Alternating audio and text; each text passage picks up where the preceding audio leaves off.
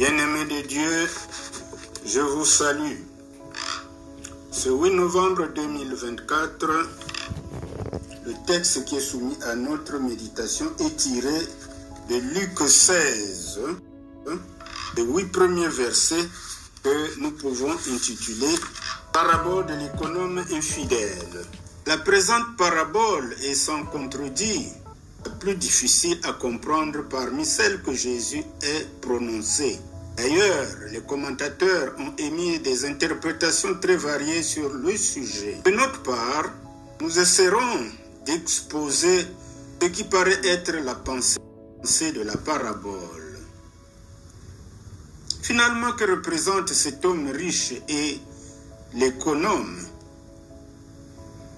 Dans la parabole, cet homme riche est un personnage fictif pour certains exégètes et pour d'autres, ce serait l'empereur ou tout simplement les colons romains, pour le compte desquels les péagers administraient les impôts. Pour la compréhension spirituelle de cette parabole, voyons dans ce grand propriétaire Dieu lui-même, la source et le dispensateur de tous les biens, celui à qui tout homme doit rendre compte. Il n'y a plus alors à se demander que représente l'économe. C'est chacun de nous qui doit se considérer devant Dieu, non comme un possesseur, mais comme administrateur des biens qui nous sont confiés. Jésus ne dit pas de quelle manière l'économe dissipait les biens de son maître. Cela importe peu. Mais ce qui est évident, c'est que tout homme qui s'approprie les biens qui lui sont prêtés, qui les fait servir à son égoïsme, à son orgueil, à ses plaisirs, en oubliant celui qui est le vrai propriétaire, dissipe ce qui lui a été confié dans son intérêt personnel et donc dans un tout autre but. L'intendant ou l'économe est loué non pour sa malhonnêteté, mais pour sa prudence. Remarquons tout de même qu'il est loué avec ironie. La parabole nous offre la possibilité d'en tirer des enseignements essentiels.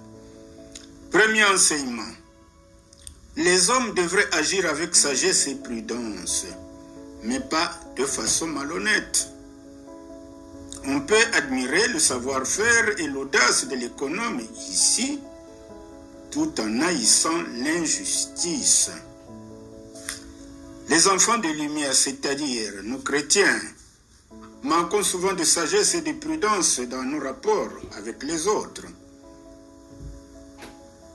Nous ne faisons pas facilement des amis, mais souvent offensons inutilement les autres et tombons facilement dans l'erreur et souvent ne préparons pas intelligemment notre avenir. Voilà pourquoi Jésus peut proposer la conduite de l'économe infidèle à l'imitation de ses disciples.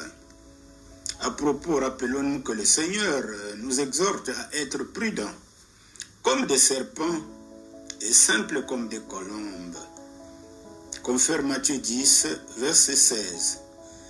L'expérience de tous les temps doit constamment nous motiver à la prudence. Car il sied de dire que les chrétiens que nous sommes loin d'en déployer la prudence et la simplicité en vue des intérêts éternels, comparés aux gens du monde qui semblent plus prudents dans leurs affaires terrestres. Deuxième enseignement, le chrétien devrait être sage et rusé dans sa recherche des bénéfices spirituels que l'homme du monde dans sa recherche des avantages terrestres. La plupart des non-croyants montrent plus de perspicacité dans les affaires du monde que certains croyants ne manifestent dans les choses de Dieu. En définitive, que devons-nous retenir? Par la parabole de l'économe infidèle, Jésus enseigne de quelle manière il faut considérer les biens de la terre Et quel usage en faire dans ce temps de la patience de Dieu, sous lequel les bénédictions du croyant sont célestes et éternelles. Cet enseignement répond ainsi pour dire à la question suivante. Puisque les bénédictions du croyant sont célestes, que doit-il faire des biens de la terre?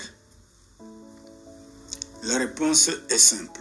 Le chrétien est appelé à gérer les choses de Dieu et les biens de la terre avec honnêteté et justice. Ces biens de la terre appartiennent aussi à Dieu. Chrétien que je suis, je dois être l'exemple par excellence d'une gestion que le non-croyant devrait imiter. De cette façon, je serai sel et lumière du monde. C'est ainsi que le Seigneur pourra faire de nous une louange, pas ironique comme celle faite à l'intendant infidèle, mais plutôt une louange pleine de gratitude. Mes bien-aimés dans le Seigneur, approfondissez la réflexion du texte. Que Dieu vous bénisse.